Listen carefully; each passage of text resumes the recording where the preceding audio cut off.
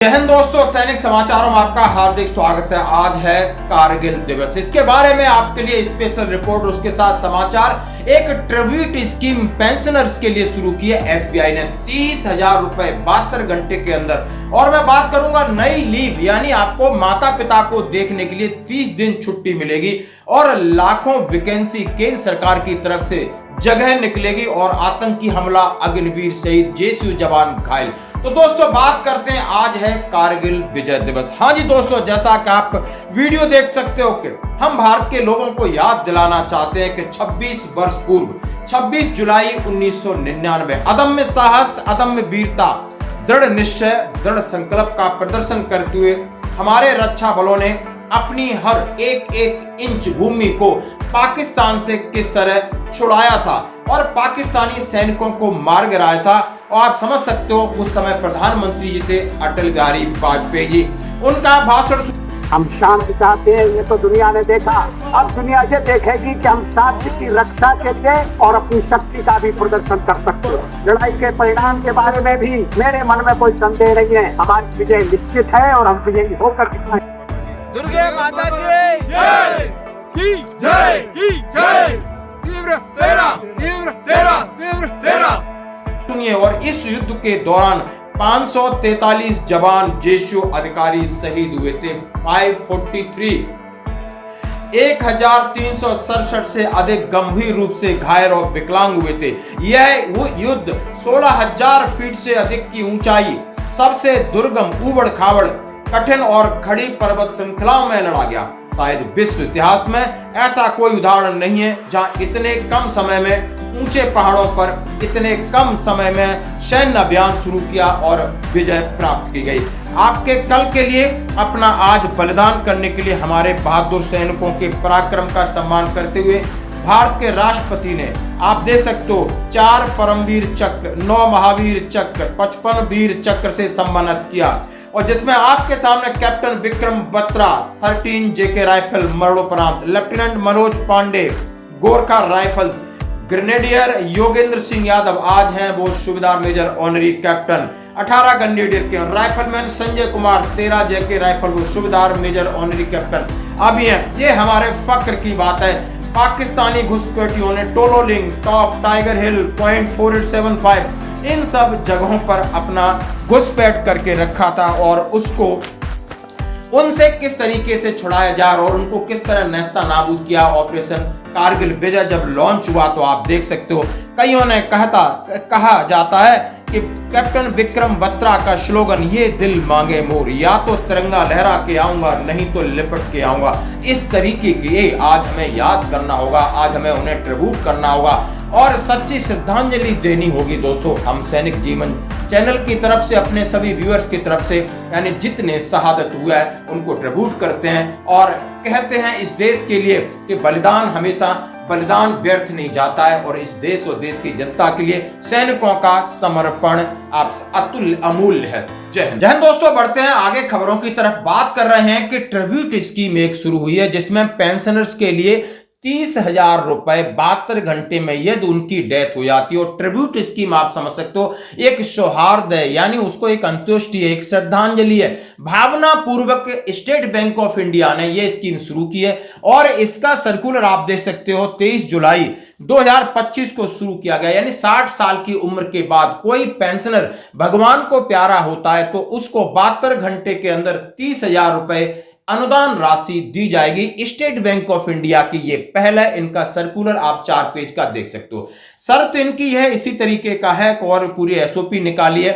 उन्होंने कहा है कि 60 साल उम्र पार कर गए हैं पेंशनर है और जब उनके घर में उनकी टीम आएगी और सौहार्दपूर्ण विदा, आपकी फैमिली पेंशन या किसी प्रकार की समस्याएं उनका निवारण करेगी, जैसा कि आप देख सकते हो। यानी कि एसबीआई ट्रिब्यूट योजना भारतीय स्टेट बैंक द्वारा शुरू की गई जिसका उद्देश्य सेवानिवृत्त कर्मचारियों के परिवारों को उनके निधन पर तत्काल सहायता प्रदान करना।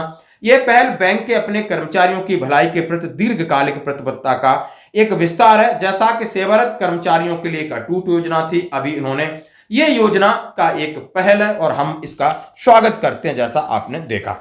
अब मैं बात करूंगा क्या 30 दिन की स्पेशल लीव मिलेगी। हां जी, वो भी माता पिता की देखरेख के लिए, यानी अपने पेरेंट्स केयर के लिए। पहली बार ऐसा शब्द आया और यह सवाल उठता है राज्यसभा के अंदर का provision of leave care of elderly parent. जैसा कि अब कहा गया है कि यदि आपके माता पिता हैं वो कानूनी तौर पर आपके परिवार का हिस्सा हैं और 8वें वेतन आयोग में भी आपने देखा होगा उनके लिए स्पेशल मांग की गई कि आप फैमिली यूनिट में अभी तक जो आप हमें फायदा देते थे, आप देते थे हस्बैंड वाइफ और 2 बच्चों का, अभी आपको कानूनी तौर पर माता पिता को ऐड करना होगा, जोड़ना होगा और इस हिसाब से आपकी फैमिली यूनिट को 3 से 3.6 करने का विचार किया गया। कि अब इसी तरीके से अब कहा गया यदि कर्मचारी यदि वो है तो उनकी देखभाल भी करनी है, यानी वो अपनी फैमिली के साथ रहता है, पेरेंट्स गवर्नमेंट क्वार्टर में नहीं रहते हैं तो गवर्नमेंट गांव उनके पेरेंट्स गांव में रहते हैं या शहर में रहते हैं तो उसके लिए एक स्पेशल छुट्टी का प्रावधान होना चाहिए जाके जो 60 साल के ऊपर के पेरेंट्स हैं कर्मचारी उनकी सेवा कर सके। तो सवाल पूछा गया माननीय प्रधानमंत्री से, उन्होंने कहा है, यह है सुमित्रा वाल्मीकि ने पूछा, whether there any provision of central government employees avail leave for taking care of their elderly parents, क्या ऐसा कोई प्रावधान है। तो उसके लिए जवाब देते हैं केंद्रीय राज्य मंत्री जितेंद्र सिंह ने गुरुवार को राज्यसभा में कहा कि केंद्र सरकार के कर्मचारियों को 30 दिन की छुट्टी लेने की अनुमति है जिससे बुजुर्ग माता पिता की देखभाल जैसे व्यक्तिगत कारणों के लिए उपयोग किया जा सकता है। केंद्रीय मंत्री ने कहा गया कि सरकारी कर्मचारी अपने माता पिता की देखभाल के लिए प्रावधान है और ये उन्होंने केंद्रीय सिविल सेवा छुट्टी नियम 1972 के तहत 30 दिन की छुट्टी का प्रावधान है, आप इसका फायदा उठा सकते हैं। अब इसको किस तरीके से इंप्लीमेंट किया जाएगा ये देखने वाली बात है। अब बढ़ते हैं एक और अगली खबर की तरफ। हाँ जी दोस्तों, श्री संजय राउत ने माननीय प्रधानमंत्री जी से पूछा कि आखिर केंद्रीय कर्मचारी कितने हैं, आखिर उनकी कितनी मांगे हैं जो आप पूरा नहीं कर सकते हो, आखिर अभी कितनी वैकेंसी है, यदि वैकेंसी है तो उनके ऊपर अतिरिक्त भार पड़ रहा है, क्या आप उसको फिलफिल करोगे, क्या आप, उन्होंने कहा है कि सेना में कितनी है, अर्धसैनिक बलों में कितनी, रेलवे में कितनी, डाक में कितनी, ये सवाल जब गया तो बड़ा एक हंगामा होता है और सुन करके सब लोग हैरान हो जाते हैं। उन्होंने कहा है माननीय प्रधानमंत्री जी से सवाल किया राज्यसभा के अंदर कि रेलवे, रक्षा, गृह मंत्रालय, डाक विभाग जैसे प्रमुख मंत्रालयों में रिक्ति मतलब कितनी वैकेंसी है, यानी कितने पद खाली हैं। क्या यह सच है कि 78 केंद्रीय मंत्रालय विभागों में 9,79,000 से अधिक पद रिक्त हैं। क्या इतने बड़े पैमाने पर सरकार की प्रति वर्ष 2 करोड़ नौकरियां उपलब्ध कराने की प्रतिबद्धता के विपरीत है। देश में बढ़ती बेरोजगारी की समस्या निपटने के लिए इन पदों को समय पर और पारदर्शी तरीके से क्यों नहीं भरा जा रहा है। बिल्कुल सही सवाल है कि यदि केंद्रीय कर्मचारी और यदि पैरामिलिट्री फोर्सेस से आर्मी, आप इनको लगातार कम करते जा रहे हो, उसके पैरेलल नेताओं को बढ़ाते जा रहे हो, लोकसभा की सीटें बढ़ा रहे हो, राज्यसभा की सीटें बढ़ा रहे हो, एमएलए की बढ़ा रहे हो, स्टेट बढ़ा रहे हो, इनके ऊपर खर्चा आप बढ़ा रहे हो, इनकी तनख्वाह बढ़ा रहे हो, वेतन बढ़ा रहे हो। कभी आपने ऐसा देखा कि 5 साल के अंदर यदि कहीं विधायक या कहीं एमपी यदि उसकी मृत्यु हो जाती तो 3 महीने बाद चुनाव करके उसकी भरपाई की जाती है। जब आपको नेताओं की इतनी जरूरत है, उनके नीचे कर्मचारियों के 9 लाख पद, और 9 लाख पद कितने टोटल 40,35,203 हैं, यानी 1 मार्च 2021 तक केंद्र सरकार के अंतर्गत सभी मंत्रालय विभागों में स्वीकृत पदों की कुल संख्या 40,35,203 है। रिक्तियों का होना, उनका भरा जाना एक प्रक्रिया है और उस तरीके से प्रक्रिया पूरी होती है। और उन्होंने कहा है अभी लाखों पद हैं और सरकार इसके लिए रोजगार मेला लगाएगी और सरकार इनकी नियुक्तियों के लिए आवेदन नोटिफिकेशन जारी करेगी।